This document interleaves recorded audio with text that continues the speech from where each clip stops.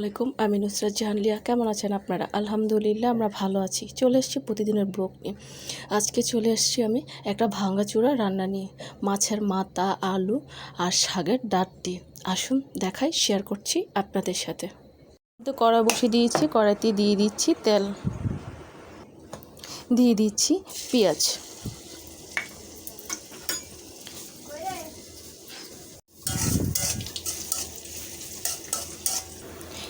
জিরে বাটা, আদা বাটা, রসুন বাটা, লবণ, হলুদের গুঁড়ি, ধনিয়া গুঁড়ি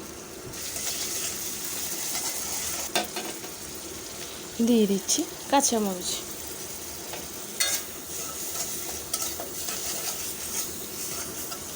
মশলাটা কষানোর জন্য দিয়ে দিচ্ছি পানি।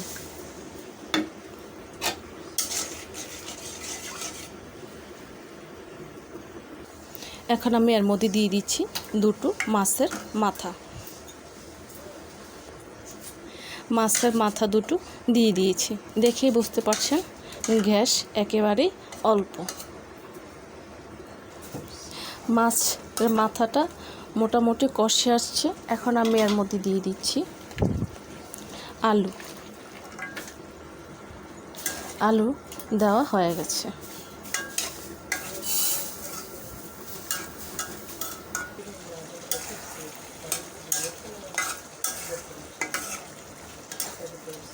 মাথাটা আমি একটু ভেঙে দেব।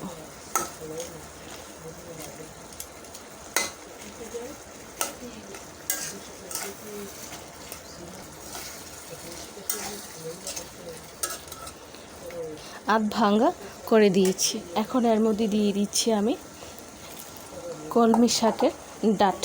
শুধু কলমি শাকের ডাঁটগুলো নিয়েছি।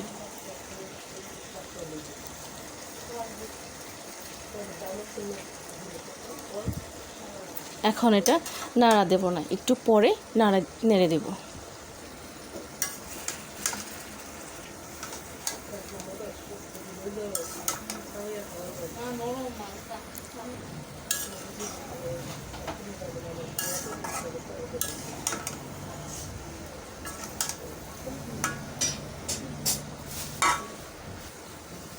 দিয়ে দিচ্ছি ঝোল।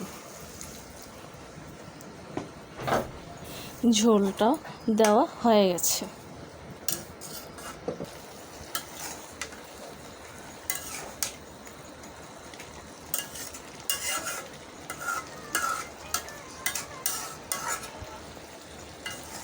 তৈরি হয়ে গেছে কলমি শাকের ডাঁট আলু দিয়ে মাছের মাথা, একেবারেই রেডি। এখানে কিন্তু একটু মাখা মাখা ঝোল আছে। তো এখন আমি এটাকে নামিয়ে ফেলব।